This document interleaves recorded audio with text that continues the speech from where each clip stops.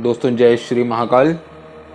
दोस्तों आप सभी लोगों को पता ही है गणेश जी विसर्जन का दिन अब नज़दीक आ रहा है। दोस्तों 10 दिन तक गणपति बापा हमारे यहाँ विराजे अपने लोक से आकर। अब उनके अपने लोक में वापस जाने का दिन नज़दीक आ रहा है। गणपति जी का वीडियो आप लोगों ने पहले देख चुके हैं। दोस्तों आज हम बात करने वाले हैं श्राद्ध के विषय में। गणपति जी विसर्जन के अगले दिन से दोस्तों श्राद्ध की शुरुआत होती है। तो आज हम ये देखेंगे कि श्राद्ध क्यों ज़रूरी है, इन्हें कैसे किया जाता है, कैसे इनमें पूजा की जाती है। ये सारी जानकारी आज के इस वीडियो में आप लोगों को मैं देने की कोशिश करूँगा। दोस्तों हमारे जीवन में बहुत सारे लोग आपने ऐसे देखे होंगे जो बिना किसी गलती किए हुए भी परेशान रहते हैं। उनके जीवन में समस्याएं बहुत सारी रहती हैं। दोस्तों आधी से ज़्यादा समस्याएं जो हैं वो पितृदोष के कारण होती हैं। अगर आपके पूर्वज खुश नहीं हैं, जिस भी योनि में वो हैं, अगर वो वहाँ खुश नहीं हैं, वो वहाँ परेशान हैं, तो यहाँ आप भी परेशान रहेंगे ही रहेंगे। दोस्तों ऐसा नहीं है कि वो आपके पितर जानबूझ के आपको परेशान कर रहे हैं। देखिए दोस्तों होता क्या है, मैं आपको बताऊं। अगर उनमें कुछ अतृप्ति रह गई है, उन्हें जो चाहिए वह उन्हें नहीं मिल रहा है, तो ऐसे में उनकी जो ऊर्जा है वो निगेटिव हो जाती है। ठीक है, नकारात्मक ऊर्जा का उनमें वास हो जाता है। अब वो अगर आपके पास हैं, आपके पास आए हैं, तो जो उनके पास होगा वो वही दे सकते हैं। चाहे वो चाहें या ना चाहें, उनसे नकारात्मक ऊर्जा उस पूरे एरिया में फैलेगी। तो उस नकारात्मक ऊर्जा का असर आपके ऊपर भी होगा। आपके जीवन में परेशानियां आने लगेंगी, आपका काम धंधा ठीक से नहीं चलेगा, आपके पास पैसे ठीक से नहीं रहेंगे, आपका यश कम हो जाएगा, संतान पक्ष से आपको निराशा हाथ लगेगी। ऐसी बहुत सारी परेशानियां पितृदोष के कारण हो जाती हैं, जो कि इन 16 दिनों के श्राद्ध पक्ष के समय में बहुत आसानी से पितरों की पूजा करके दूर की जा सकती है। दोस्तों भाद्र पक्ष की पूर्णिमा से लेकर अश्विन पक्ष की अमावस्या तक ये 16 दिन श्राद्ध पक्ष होता है।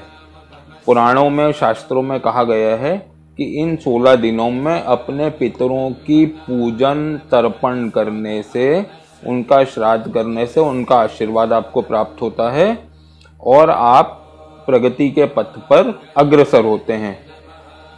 अब दोस्तों श्राद्ध किस दिन, जिस तिथि के हिसाब से जिसके घर में जिसकी मृत्यु हुई हो, उस तिथि को उसका श्राद्ध किया जाता है।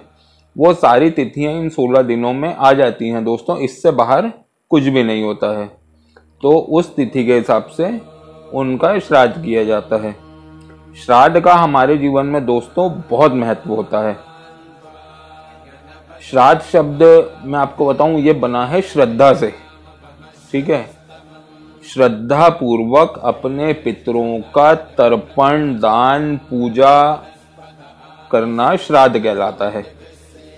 और इससे आपके जीवन में उनका आशीर्वाद प्राप्त होता है और आपकी सारी परेशानियां दूर होती हैं। दोस्तों जो हमारे पूर्वज होते हैं वो देवताओं के समान होते हैं। ठीक है, देवताओं से भी पहले उनकी पूजा की जाती है और उनकी पूजा बहुत आवश्यक होती है। देखिए जिस प्रकार हमारा जन्म हुआ, हमारे पूर्वज हमारा ख्याल रखते थे बचपन से। हमारे लालन पालन भरण पोषण में उन्होंने कभी कोई कमी नहीं रखी। अपनी शक्ति के हिसाब से वो बहुत अच्छा लालन पालन करने की कोशिश करते हैं। तो हम उनके ऋणी होते हैं।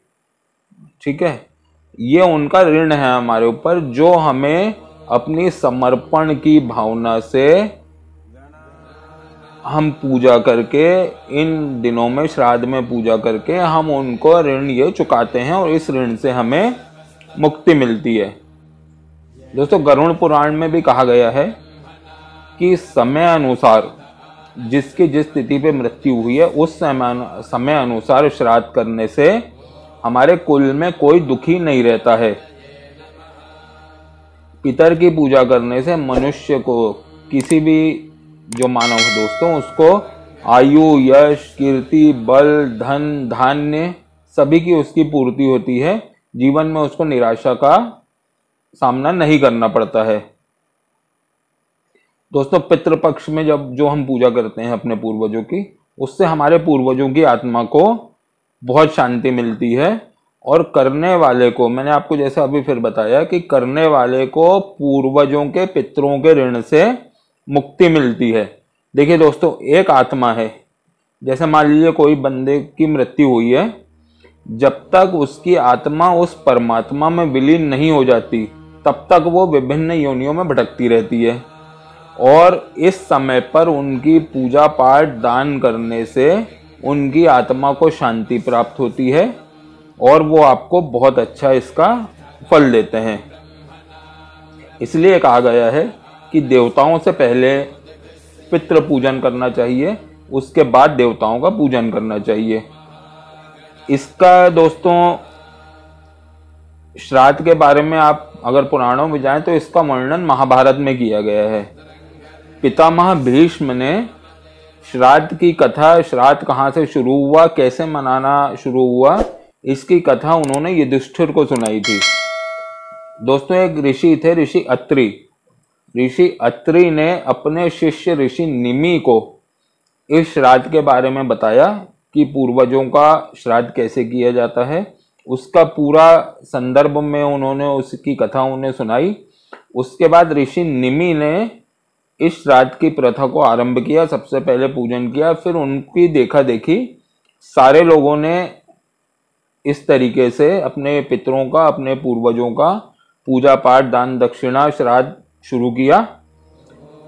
उसके बाद से वो जो पितर और देवता हैं वो प्रसन्न हुए, उनकी तृप्ति हुई, उन्होंने सुख वैभव का आशीर्वाद दिया। तब से दोस्तों ये प्रथा चली आ रही है श्राद्ध करने की। अब इसमें एक बात और है दोस्तों कि श्राद्ध का जो भोजन होता है या श्राद्ध का जो दान होता है वो सबसे पहले अग्नि देवता को दिया जाता है। अग्नि देवता को देने के बाद चाहे ब्रह्म राक्षस हो, चाहे और कोई असुर हो, आपकी इस पूजा में व्यवधान नहीं डाल सकता है अग्निदेव के कारण। तो श्राद्ध का सबसे पहला भाग अग्निदेव को दिया जाता है, उसके बाद देवताओं और पितरों को दिया जाता है। वो एक चीज और ध्यान रखिए दोस्तों, ये इसको ध्यान से देखिए, कोई भी व्यक्ति अपनी 3 पीढ़ियों का श्राद्ध कर सकता है। 3 पीढ़ियों का श्राद्ध करने का विधान शास्त्रों में दिया गया है। मतलब जैसे आप श्राद्ध कर रहे हैं, अगर आपके पिताजी नहीं हैं तो आपके पिताजी, आपके दादाजी और आपके परदादाजी, ठीक है, इन 3 पीढ़ियों का श्राद्ध आपने करना होता है। यही शास्त्रों का विधान है। दोस्तों, हर व्यक्ति के लिए यह संभव नहीं है कि वो तीर्थ स्थान पर जाकर श्राद्ध पूरा कर सके, तर्पण कर सके, दान कर सके, क्योंकि दूरी आजकल ज़्यादा होती है, ठीक है। तो हर पूजा में की तरह इसमें भी एक विधान है जिससे आप घर पे रहकर बहुत अच्छे तरीके से इस श्राद्ध की क्रिया को कर सकते हैं। तो अब जानते हैं हम दोस्तों, देखते हैं कि घर में रहकर इसे कैसे किया जा सकता है। तो दोस्तों, हर पूजा का एक विधान होता है, एक निश्चित नियमावली होती है। अगर उस विधान से संबंधित कर्म कांड को, यानी उस पूजा को किया जाए, तो निश्चित तौर पर उसका उचित फल हमें मिलता है, उसके बहुत अच्छे फल की हमें प्राप्ति होती है। अब इसमें करना यह है दोस्तों कि सुबह सबसे पहले उठकर हमें स्नान करना है। स्नान करने के बाद स्वच्छ वस्त्र पहनकर आपके घर में जो भी देव स्थान है, मंदिर है जहाँ भगवान की फोटो लगी है, जो भी है, उस देव स्थान को आपको गोबर से लीप देना है।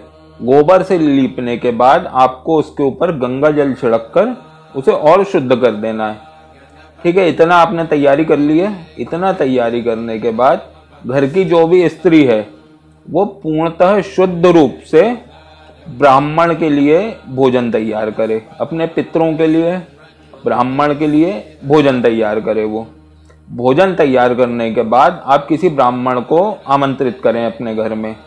दोस्तों, ये चीज़ ध्यान रखना, ब्राह्मण ऐसा हो जिसे पूर्ण विधि विधान आता हो, योग्य ब्राह्मण हो, ठीक है।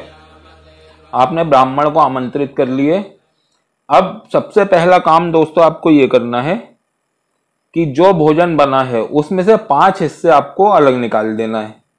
ठीक है, पहला हिस्सा गाय के लिए, दूसरा हिस्सा कुत्ते के लिए, तीसरा हिस्सा देवस्थान के लिए, चौथा हिस्सा चींटी के लिए और पांचवा हिस्सा कौवे के लिए। ठीक है दोस्तों, ये 5 हिस्से आपने अलग निकाल दिए। इन पांचों को सबसे पहले आपको वो भोजन कराना है।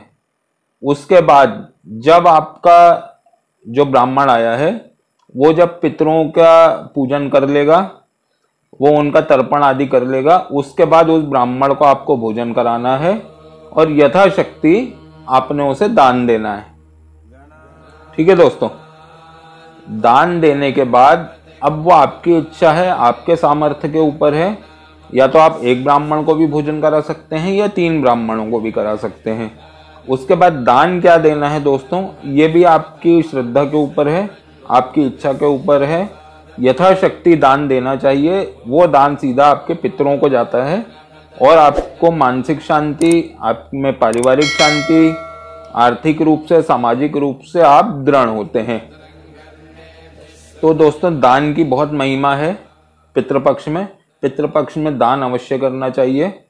जो आपके पितर हैं वो इन दिनों में कहीं भी किसी भी लोक में हो, वो आपके घर जरूर आते हैं दोस्तों, ये बात निश्चित है। वो आपके घर जरूर आते हैं और वो आपकी पूजा को स्वीकार भी करते हैं।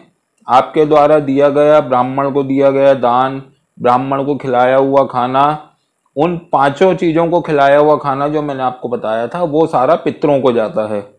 पितर इससे प्रसन्न होते हैं और प्रसन्न होकर अपनी खुशी से आपको आशीर्वाद देकर जाते हैं, जिससे आपको बहुत लाभ मिलता है दोस्तों, और आपको शांति भी मिलती है और उन्हें भी शांति मिलती है। जब उन्हें शांति मिलेगी, वो तृप्त रहेंगे, तो निश्चित ही वो आपको आशीर्वाद देकर जाएंगे प्रसन्न चित्त से और आपका लाभ इसमें होगा।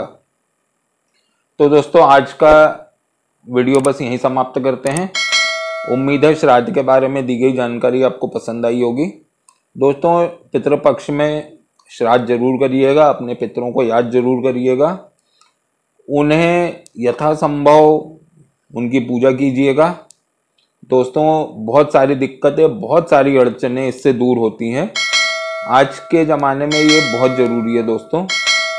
अब अगली किसी वीडियो में मुलाकात होगी ऐसे ही किसी अच्छी जानकारी के साथ। अगर ये वीडियो आपको ज़रा सा भी पसंद आया हो तो इसे लाइक करें, शेयर करें, सब्सक्राइब करें। जय महाकाल दोस्तों।